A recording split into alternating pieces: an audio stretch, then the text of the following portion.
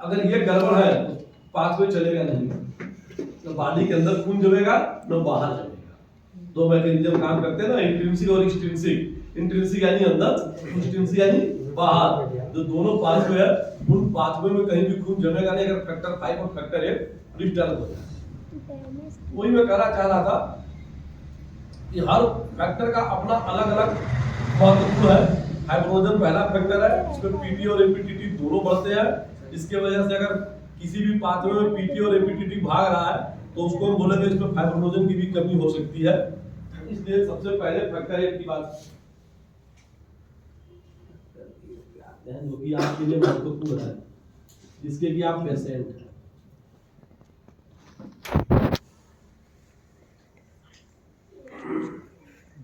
Factor 8 जो है ये ऑटोसोमल रिसेसिव एक्स लिंक पे आता है, अर्थात ये मदर से बच्चों में आगे जाता है।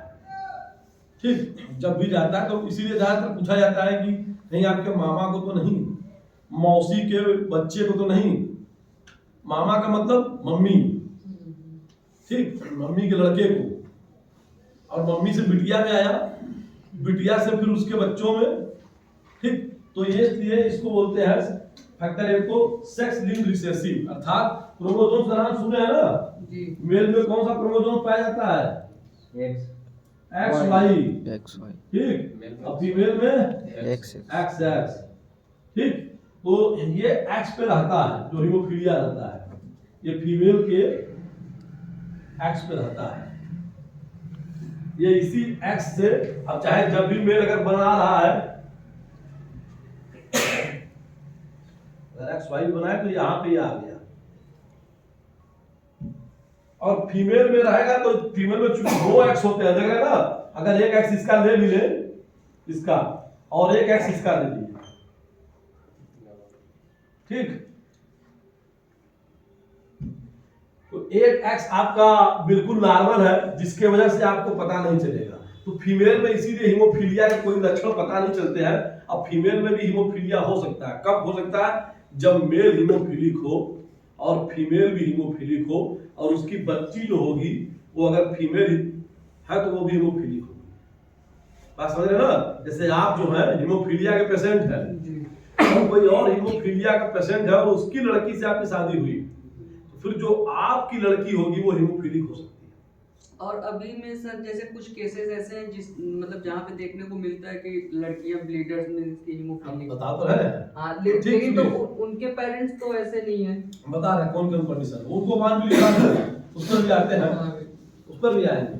आपको हम आज समझाएंगे कैसे खून बहता है, कैसे खून जमता है, ठीक, और कैसे खून तोड़ा रहता है। 3 प्रक्रिया होती है शरीर में। पहला चीज होता है खून को न जमने देना। अच्छा क्वेश्चन, पहले थोड़ा सा इसी बता दें। लोगों को बहुत कोई बताया होगा क्या खाना चाहिए, क्या पीना चाहिए, जो आएगा वही जाएगा। इस प्रक्रिया को लोग कम बताएंगे। बॉडी में, ठीक, पहला चीज आते हैं खून को न जमने देना। इसमें सबसे महत्वपूर्ण 2 चीज है। पहले आ जाते हैं 3 होता है, इसको समझ में आएगा। ब्लड को जमाने के लिए, ठीक, 3 चीजें बहुत जरूरी है।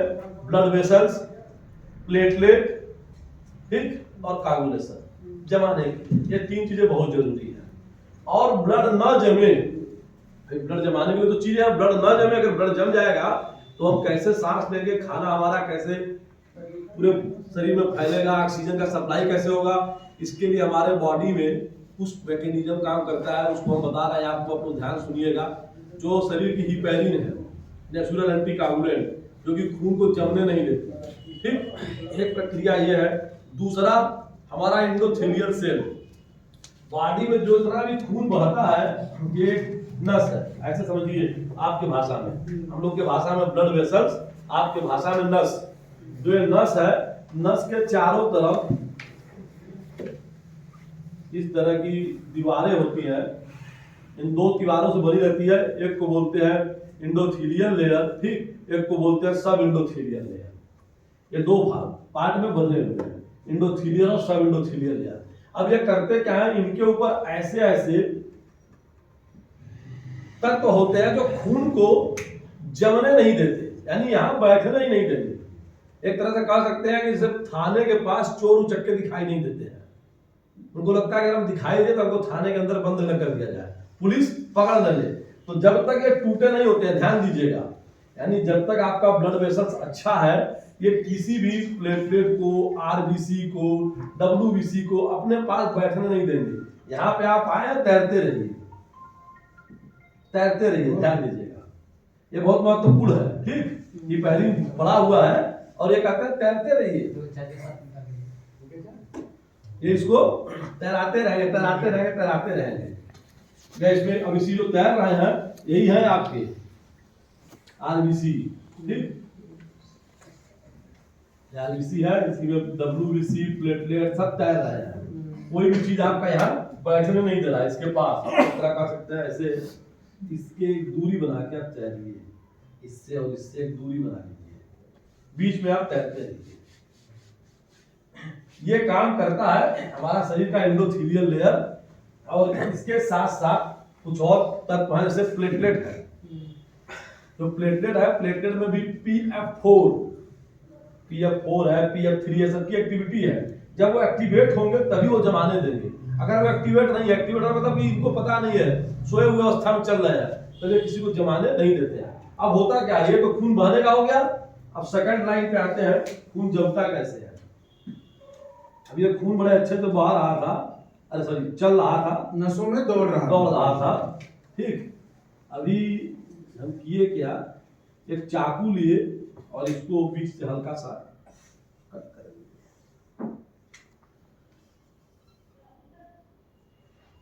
ये लेयर हमारा टूट गया, देख रहे हैं ना, ये बीच में गैप होगा, थोड़ा बड़ा करते हैं तब दिखेगा। ये टूट गया। अब इसके टूटते ही जहां पे ये टूटा, तुरंत अब हमारा सारा का सारा ब्लड जमाने का प्रोसेस स्टार्ट होता है। ध्यान दीजिएगा, जो ये नहीं जमने दे रहा था, तो आप देखेंगे कभी भी कागुलेशन कास्केट में बोलेगा हाई मॉलिक्यूलर वेट, किलो कैरीन, ठीक, फैक्टर 8 यानी कांटेक्ट फैक्टर, तुरंत यहाँ पे कोलेजन की एक परत चलती है।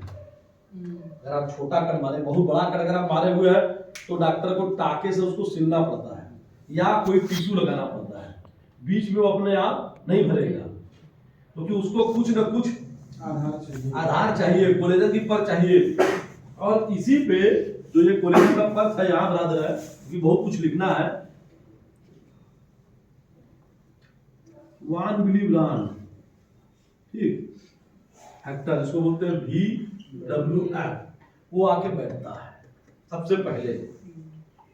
वान विलिब्रांड फैक्टर आके बैठता है। अब इस फैक्टर पे ही रिसेप्टर पाया जाता है जिसको बोलते हैं ग्लाइकोप्रोटीन, GP, ठीक, 2A, GP, 2B, ठीक, ग्लाइकोप्रोटीन 2A, 2B रिसेप्टर पाए जाते हैं, जिसपे कि आके प्लेटलेट बैठता है सबसे पहले। अब प्लेटलेट में मेनी रिसेप्टर्स हैं, जो आपके प्लेटलेट है, इस प्लेटलेट में ढेर सारे रिसेप्टर्स हैं, जिसमें एक रिसेप्टर्स है ADP, ठीक, इसका बहुत महत्वपूर्ण काम है। इसका काम क्या है कि थोड़ा सा ये प्लेटलेट का रिसेप्टर ऐसा है, थोड़ा सा भी अगर ये एक्टिव होता है, तुरंत एग्रीगेशन बहुत फास्ट कर देगा। अर्थात जैसे चुंबक होता है ना, चुंबक अगर है और अगल बगल से लोहा ज्यादा तो खींच लेता है, वैसे ये डीपी है। अगर ये एक्टिवेट हुआ तो ब्लड में जो भी प्लेटलेट तैर रहे हैं उनको पकड़ के अपनी तरफ खींचता है, और जब ये खींचता है तो यहाँ एक प्लेटलेट का प्लग बन जाता है। प्लग का मतलब समझ रहे हो ना, गुच्छा टाइप का, ठीक, ढेर सारे प्लेटलेट। अब इस प्लेटलेट में भी रिसेप्टर पाए थे, जैसा कि मैंने बताया, ये और प्लेटलेट को बुलाते हैं और इस तरह से प्लेटलेट एग्रीगेट करने लगते हैं। मालूम चला कि प्लेटलेट का क्लम्प बन गया, एक गुच्छा बन गया, और ये प्लेटलेट के क्लम्प क्या करते हैं, वहां के ब्लीडिंग चीजों को रोक देते हैं। लेकिन ये जो प्लेटलेट रोकते हैं ये अस्थायी होते हैं। क्या होते हैं? अस्थायी, अर्थात छत बना रहे हैं लकड़ी का, सीमेंट का बनाएंगे तो स्थायी हो जाएगा, लकड़ी का छत अस्थायी है, कभी कोई बड़ा चीज गिरा आग लगा सकते हैं, किसी तरह से नष्ट हो सकता है। तो ये प्लेटलेट का अस्थायी होता है, जो सबसे पहले जमता है। यही जब आपका होता है ना, कभी कभी आप कहते हैं मेरा तो खून बंद हो गया था 2 मिनट में, फिर कुछ काम किया आधा घंटा फिर बहने लगा, तो उस समय यही प्लेटलेट आके आपका खून बंद करता है। तो इसलिए कहा जाता है कि अगर प्लेटलेट की कमी हो गई, प्लेटलेट आपका 20,000, 10,000, 25,000, 30,000 के नीचे हो गया, तो आपके सारे काबुलेशन काम कर रहे हो, सारे फैक्टर सही हो, लेकिन खून बंद नहीं होगा। क्योंकि पहला काम किसका है? छड़ हो, सीमेंट हो, बालू हो, लेकिन कोई आधार ही ना हो, तो आप जहां फेंकेंगे गिट्टी बालू सब नीचे गिर जाएगा। तो ये इसीलिए नीचे से वो लकड़ी का पूरा संकलन करते हैं। तो इसीलिए जब भी टेस्ट कराते हैं इसके साथ एक प्लेटलेट की टेस्ट स्लाइड से चाहे सीबीसी जरूर कर लेते हैं कि प्लेटलेट कम से कम 60,000, 80,000 प्लेटलेट, अगर 50,000 के ऊपर है तो क्लॉटिंग प्रक्रिया बना लेता है। 20,000 के नीचे में ही दिक्कत करता है, कि 50,000 के ऊपर है तो इतना क्लॉटिंग बना लेगा कि हाँ 2 मिनट की जगह 3 मिनट हो जाए, लेकिन ब्लड आपका क्लॉट कर जाए। तो इसलिए प्लेटलेट काउंट बहुत जरूरी है। अगर आप काबुलेशन का टेस्ट कर रहे हैं, अगर आपने ध्यान नहीं दिया और प्लेटलेट पेशेंट का 20,000 के नीचे और आप लगा दिए टेस्ट, आपका फैक्टर बढ़ा हुआ दे रहा है, हाइड्रोजन भी निकाल सकते हैं आप उस समय, आपका पीटी बढ़ा हुआ है, एपीटी टेस्ट सब फॉल्स आएगा। अच्छा सर, एक चीज तो एक क्वेश्चन और था। हाँ बताइए। जैसे अगर मान लीजिए प्लेटलेट्स हम लोगों का डाउन हो जाता है, ठीक है, हाँ। और उस टाइम पे तो तब तो मतलब अगर इंटरनली ब्लीड होने का बहुत ज्यादा चांसेस हो सकता है। जितने लोग डेंगू में मरते हैं वो इसीलिए मरते हैं, डेंगू से कोई नहीं मरता। ब्लीडिंग प्लेटलेट इतना कम हो जाता है कि हो जाता है 10,000 के करीब, और आपको पता नहीं चलेगा। इस समय मैं पढ़ा रहा हूँ, कम से कम मेरे शरीर से ठीक 40 से 50,000 प्लेटलेट टूट चुके होंगे। आप एक बार ऐसे हाथ मोड़ते हैं, ठीक, एक बार ऐसे हाथ मोड़ते हैं तो कम से कम पता नहीं कितने आरबीसी टूट जाते हैं। बॉडी में हर समय नया फॉर्मेशन होता है और हर समय टूटता है। जितनी बार आप पेशाब करते हैं हल्का येलोइश कलर निकलता है ना, वो सारे आरबीसी ही निकलते हैं पानी के साथ साथ। प्रत्येक टाइम आपका प्लेटलेट और आरबीसी टूटता रहता है जितनी बार आप काम करते हैं, लेकिन हाँ उतनी बार ही मरम्मत करने वाले सेल मजबूत होते हैं। अभी मैं बताऊंगा मरम्मत कौन करता है। अभी तो मैंने बताया कि कौन जमने नहीं देता है, फिर मैं बता रहा हूँ कि जमेगा कैसे। इस पर आ रहा है, तो आधा बताया कि प्लेटलेट रोक रहा है, अभी हम आपको बताएंगे जमेगा कैसे। अब जमने के बाद बताऊंगा अगर ये जमा ही रह गया तो भी तो हम मर जाएंगे। अगर बॉडी के अंदर खून जम गया और वो टूटा ही नहीं, यानी खत्म ही नहीं हुआ, तो ब्लड का फ्लो कैसे होगा? तो हार्ट अटैक, सभी आदमी मरते हैं। बाद में आपको तीनों पैरामीटर समझा दूंगा। तो अभी हम लोग कहाँ पर चल रहे थे? प्लेटलेट ने यहाँ पे लिगेट करके क्लम बना लिया। अब यहीं से स्टार्ट होता है कागुलेशन। अब स्टार्ट होता है कागुलेशन, जो आप लोग का फैक्टर आता है। ये तो अस्थायी था, ये जो रोकता है, क्या रोकता है? अस्थायी। इसके बाद स्टार्ट होता है कागुलेशन। कागुलेशन दो तरफ से होता है, एक इंट्रिंसिक पाथवे,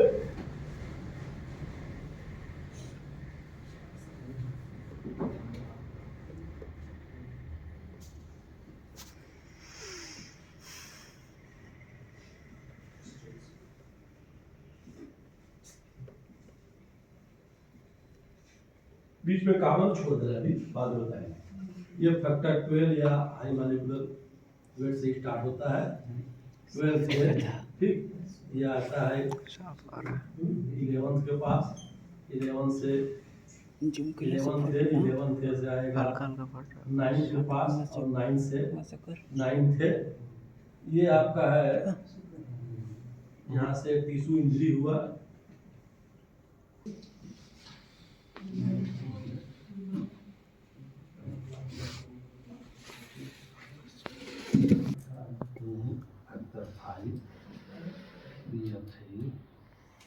कैल्शियम और फास्फोलिपिड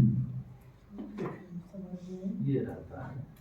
और ये 10th ए से जब आएगा ये आएगा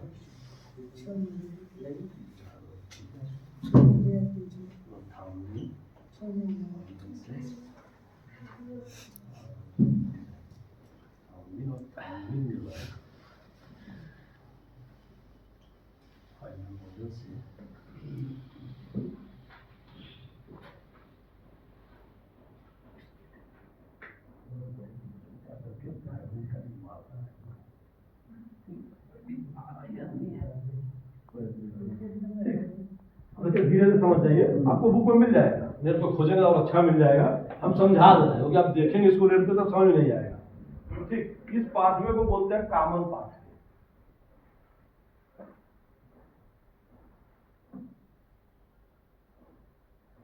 तो बोलते हैं कॉमन पाथवे। इसको बोलते हैं इंट्रिंसिक पाथवे, इसको बोलते हैं एक्सट्रिंसिक। मतलब ये पूरा का पूरा कार्बोलेशन कास्केड है। मतलब ब्लड को जमने की प्रक्रिया जो है, जो कार्बोलेशन का प्रोसेस होता है वो इन्हीं दो पाथवे से होता है, intrinsic pathway, extrinsic pathway.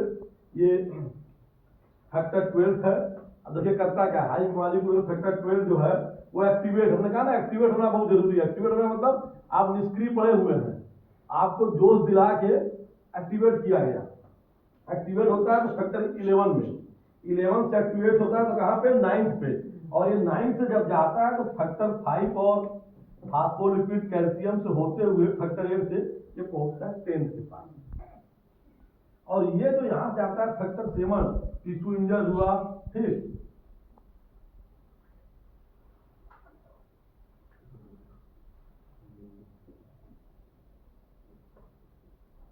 Factor 7 से भी सीधा ही आता है फैक्टर 10 के पास, ठीक। ये इसी रास्ते से होके आता है।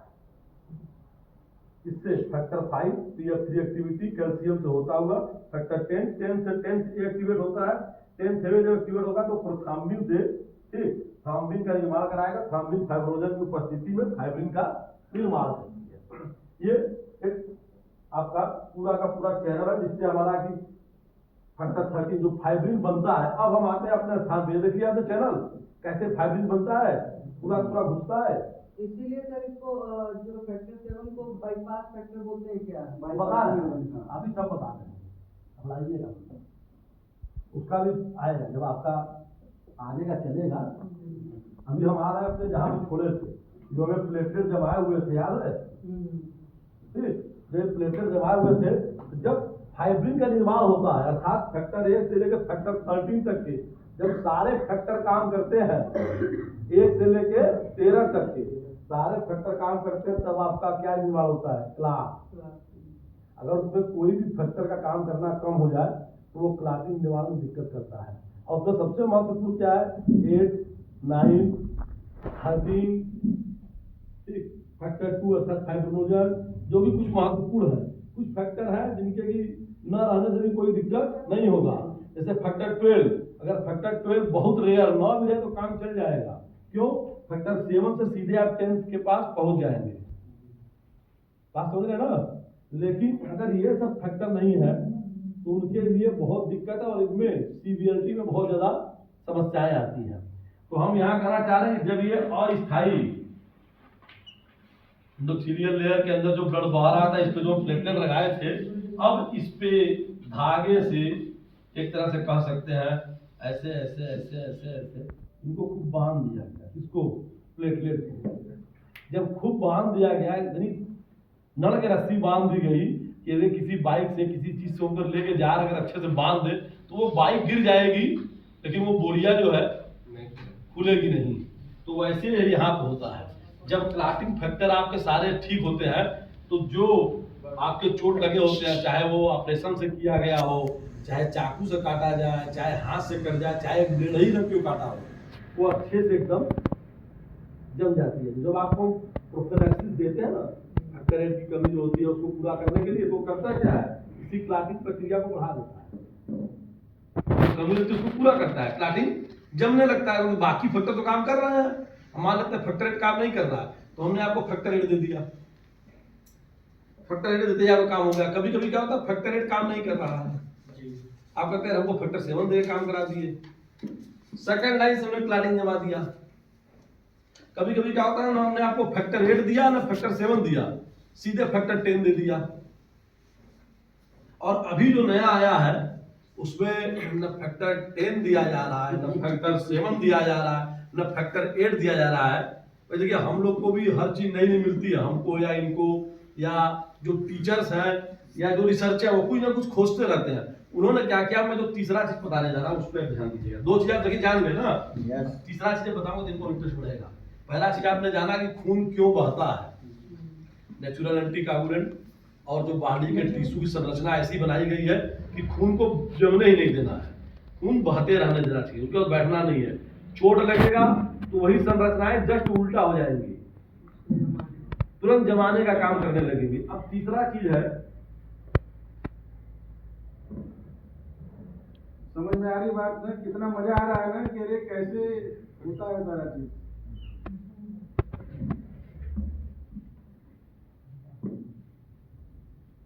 ये जानना बहुत जरूरी है सभी के लिए कि हम हैं क्या, कौन सी घटनाएं घटती है अंदर हमारे।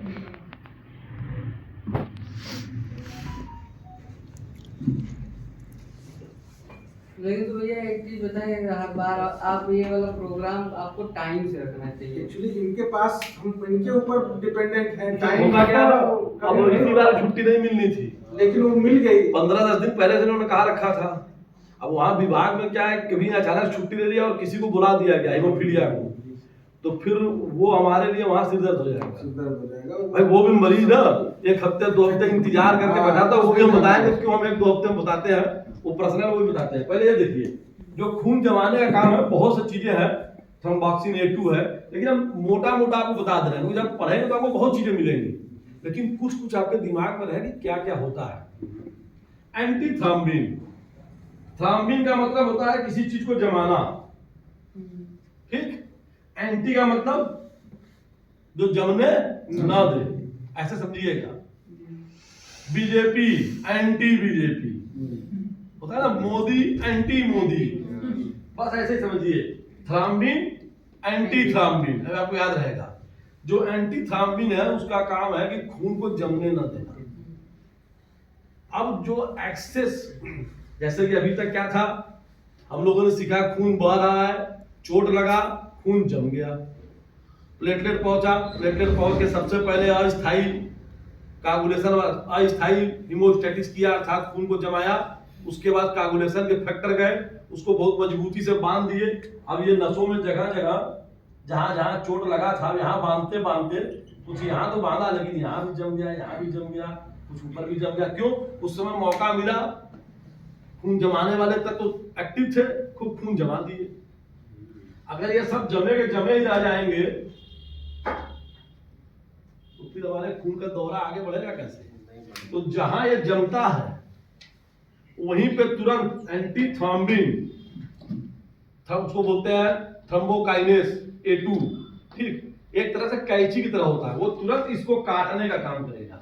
कैंची को अगर बनाया जाए बहुत अच्छा तो बना नहीं पाएंगे हम, अगर ऐसे इसका मुंह बना दें, ठीक, तो थोड़ा गड़बड़ बना दिया, इससे तो अब ये समझ लीजिए यहाँ पे आपका वो क्लॉटिंग है। अब इसको ये कैंची से काटने का, कटर का काम करता है थ्रोम्बिन। तो ये काटेगा तो इतना काटेगा, छोटे टुकड़ों पर बर्बाद कर देगा, एकदम छोटे छोटे टुकड़ों में, जो कि आराम से खून के लहरों के साथ पास होकर पेशाब के रास्ते निकल जाए। अब ये काम और करता है प्लाज्मिनोजन, ये भी काटने का काम करता है। तीसरा प्रोटीन C, प्रोटीन S, ये भी काटने के काम करते हैं। तो जब बॉडी में थ्रोम्बोसिस होती है तो हम टेस्ट कराते हैं factor 5 Leiden test, factor 5 Leiden test. उसमें हम करते क्या, एंटी थ्रोम्बिन का टेस्ट करते हैं, प्रोटीन C, प्रोटीन S लगाते हैं और फैक्टर 5 की एक्टिविटी देखते हैं। एक फल होता है ना, प्लेटलेट होता है, प्लेटलेट नंबर 4 PF4, एक प्लेटलेट होता है, उसका काम ही है इन दोनों को अलग एंटी कागुलेंट को जमने न देना। अगर उसका काम कमजोर होगा, अगर उसका काम कमजोर होगा तो उस कंडीशन में जो एंटी कागुलेंट है वो कमजोर होगा और खून जमने देगा। अब इस कंडीशन में होता है कि अगर बहुत ज्यादा क्लॉटिंग जमने लगे, जैसे होता है कि हम बहुत देर तक पैर मोड़ के बैठे हैं, एक आदमी सामान्यतः आधा घंटा 1 घंटा 45 मिनट तो चलने लगा, एक आदमी है बैठ गया कुर्सी पे, सारी गद्दी पे, अब वो बैठे बैठे 3 महीना 4 महीना, साल भर, 4 साल 8 साल 10 साल उसका आदत है सुबह 9 बजे जाके बैठ जाना, वैसे गिनते रहना सारी गद्दी पे, और कैसे करते करते 30 साल बीत गया, 35 साल बीत गया। अब हुआ क्या, वहां से ब्लड का फ्लो अचानक से आपने कम कर दिया, ये आप मान लीजिए पैर मुड़े हुए हैं कहीं भी पलक और मार के बैठे हैं। हमारे यहाँ अपने ब्लड का फ्लो कम कर दिया, ब्लड तो आ रहा है लेकिन यहाँ पे फ्लो कम हो रहा है, यहीं से क्लॉटिंग बनना स्टार्ट हुआ। उस कंडीशन में एंटी थ्रोम्बिन, आपके प्लाज्मिनोजन के जो फैक्टर होते हैं कुछ और प्रोटीनसियस, ये सब जाके कटर का काम करते हैं, काटते रहते हैं। लेकिन होता ना कि हमारी भी एक क्षमताएं हैं काटने की, अब आप उसको खोल ही नहीं रहे हैं तो काटते काटते कभी तो ये थकेंगे या सबको नहीं काट पाए। 10 क्लाट को काटे, 2 क्लाट आगे बढ़ा, फिर 50 क्लाट आए, 35 को काटे। अभी उसका एग्जांपल ले लीजिए, युद्ध हो रहा है रूस और यूक्रेन में, दो देश आपस में लड़ रहे हैं। तो होता क्या है, कभी कभी रूस 100 ड्रोन, 400 ड्रोन, 300 ड्रोन यूक्रेन में मारता है। तो यूक्रेन के पास है एंटी ड्रोन, यानी अगर आप मारेंगे ड्रोन से तो हम आपके ड्रोन को गिरा देंगे। लेकिन एक एंटी ड्रोन में मान लेते हैं 10 मिसाइल है, 12 मिसाइल है, हमने 12 लगाया 120, आपने कितना भेज दिया 400, तो 120 तो गिरा लेकिन 200 आगे बढ़ गए। फिर मान लीजिए हम 10-20 किलोमीटर के बाद फिर लगाए हैं 12 ठो, फिर हमने 120 मारा, उससे भी 120 गिरा 240 पे, लेकिन बाकी जाके कहां गिरेंगे, यूक्रेन के अंदर। वही हाल यहाँ पे है। एंटी थ्रोम्बिन, प्लाज्मिनोजन और प्रोटीनसियस काट तो रहे हैं लेकिन अब आप पैर खोल ही नहीं रहे हैं। 4 घंटा हो गया, 5 घंटा हो गया, 7 घंटा हो गया और कई साल तक आप ऐसे ही बैठे जा रहे हैं, तो कितना ये काटेंगे? काटने का एक सीमित है ना। फिर ये थकने लगेंगे, मालूम चला इस पत्ते को मैं काटना है और सारे पत्ते बहुत तेजी से निकल रहे हैं, काट तो मैं बहुत तेज रहा हूं, अचानक संजय पवन जी मैं इधर ताका, 2 पत्ते तो आगे बढ़ गए। वो आगे बढ़ गए, हमारे काटने की लिमिट है कि हम एक बार में इतना ही काट सकते हैं। तो अभी इतना बड़ा पत्ता हो गया, उसको काटने के लिए यहाँ आना पड़ेगा। अब यहाँ हमारा है, फिर पत्ता दूसरा निकल जा रहा है, तो अब क्या होगा, हमें 2-3 पत्तों को छोड़ना ही पड़ेगा, जाने दो, बाकी पत्ते तो रहे, ये जो 2 बढ़ गए बढ़ जाने दो, चाहे जहां जाए। तो वही हाल होता है कि फिर धीरे धीरे थ्रोम्बोसिस बननी स्टार्ट होती है। और यही थ्रोम्बोसिस आपके पैरों में, किसी को साटिका हो रहा है, पैरों में खून जम रहा है, किसी कहते हैं हार्ट में थ्रोम्बोसिस हो गया, हार्ट अटैक हो गया, तो ये थ्रोम्बोसिस का कारण है। तो आप 3 चीज जाने। पहला चीज आपने जाना खून कैसे बहता है, उसमें हमारे बॉडी के नेचुरल थ्रोम्बोसिस का मतलब वही है, हेमेटोमा का कलेक्शन एक तरह। हाँ, ऐसे कह सकते हैं खून का आपका एक तरह से जम जाना, थ्रोम्बोसिस। आप लोग भाषा में समझ रहे, तो उसको होता है थ्रोम्बोसिस, नसों में खून का जमना। जैसे इन्होंने जो बताया हीमोटोमा, वो नस का नहीं है, वो आपके टिश्यू में है। जैसे हमको यहाँ पे आपने कस के मार दिया, हीमोफिलिक पेशेंट को इतना जोर से मुक्का मार दिया, तुरंत पता नहीं चलेगा। ऊपर के जो टिश्यू है वो धीरे धीरे घायल हुए, वहाँ के आरबीसी, डब्ल्यूबीसी, प्लेटलेट टूटे, जैसा हमने बताया कि हर समय टूटता है, हमने मारा ना ये टूट गए यहाँ पे। लेकिन हमारी बॉडी की मैकेनिज्म अच्छी है, पता ही नहीं चला, अंदर से तुरंत 10 मिनट में रिपेयर है, और जो क्लाट बना उसको बाहर कर दिए। लेकिन आपके अंदर क्या है, क्लाट बनना नहीं है, वो ऊपर गोली आएगा, तो धीरे धीरे क्लाट बने, कुछ दिन आपको दिखेगा, फिर आप उसको चाहे बर्फ से सेकिए, चाहे धीरे धीरे फिर आपको अगला क्लाट नहीं बन रहा है, तो जो बॉडी की मैकेनिज्म है वो तो काम करेगी ना, वो धीरे धीरे उसको काटती रहेगी, काटती रहे, कुछ समय बाद अपने आप भी आपको आराम मिल जाएगा, अगर आप ज्यादा डिस्टर्ब नहीं कर रहे हैं। और उसको आप बार बार डिस्टर्ब करते जा रहे हैं, सही होने तो फिर आप जाएंगे डॉक्टर के पास। तो ऐसा बहुत बार होता है कि आपको छोटी चोट लगी है और 1-2 दवा दर्द की खाए, रेस्ट लिए और आप बिल्कुल सही हो गए, तो आपको लगा मैं तो सही ही था, बहुत ज्यादा परेशानी नहीं हुआ। बहुत लोग कहते हैं कभी कभी थोड़ा बहुत लाल पीला इनके होला, चित्ता चित्ती होला, अपने आप सही हो जाता, वो अपने आप सही नहीं होता है, उसको ये वाला मैकेनिज्म सही करता है। तो जब तक ये मैकेनिज्म काम कर रहा है तब तक आप सही हो रहे हैं, लेकिन ये सीवियरिटी में काम नहीं कर पाता है। जब खून जम ही नहीं रहा है तो ये रोकेगा किसको, सारा का सारा खून बह जाएगा। तो कहने तात्पर्य कि आज आपने 3 चीजें सीखा। पहली चीज आपने सीखा कि खून बहता क्यों है, दूसरा आपने सीखा खून जमता कैसे है, 13 फैक्टर क्यों जरूरी है, और तीसरा आपने सीखा अगर ज्यादा एक्सेस खून जम जाए तो वो खत्म किससे होता है। तो ये पूरा ब्लड का मैकेनिज्म है। अभी जो हम बताए हैं समझिए बहुत मोटा बताए हैं, इसको पढ़ने के लिए आपको इतनी बड़ी किताब पढ़नी पड़ेगी, और न जाने कितने एक रिसेप्टर में, एक प्लेटलेट को पढ़ने के लिए कम से कम 40 से 50 पेज का है, एक रिसेप्टर है अलग अलग। ठीक, तो खैर वो जिनका रिसर्चर है, जिनका काम वो कर रहे हैं, आपके माइंड में इतना सेट होना चाहिए कि हम कैसे हमारी बॉडी काम करती है। तो भगवान ने बहुत सुंदर शरीर दिया हुआ है सबको, आंख, नाक, कान, दिमाग सब कुछ उसने बनाया है, और सब अपने आप में व्यवस्थित चलता है, अगर हम आप उसको कुछ बाहर से छेड़े नहीं तो। उसने अपना सिस्टम बनाया है कि वही खून चलाएगा, वही बहाएगा, वही जमाएगा और उस जमे हुए को भी बाद में खत्म कर देगा। दिक्कत कब होती है? जब हमारी कोई मैकेनिज्म उसमें काम करना बंद कर दे। जैसे अगर फैक्टर रेट की कमी ना हो तो पेशेंट को दिक्कत ना हो, या जो जान जाता है कि हमारे अंदर फैक्टर रेट है तो अगर थोड़ी सी ब्लीडिंग हुई तो वो लगवा लेता है प्रोफिलैक्सिस या फैक्टर रेट का डिफिशियंस प्लाज्मा अगर मिल रहा है अवेलेबल है तो उसको यूज कर लिया, या अगर कुछ नहीं मिलता तो क्रायो, अभी तो बंद हो गया क्रायो, और एफएफपी तो बहुत कम चल रहा है। अब बहुत पहले हमको लगता है जब संदीप भाई छोटे रहे होंगे तो उस समय एफएफपी ही ढेर चलता था, ये सब चीजें मिलती नहीं थी, क्रायो भी मिलना कठिन था।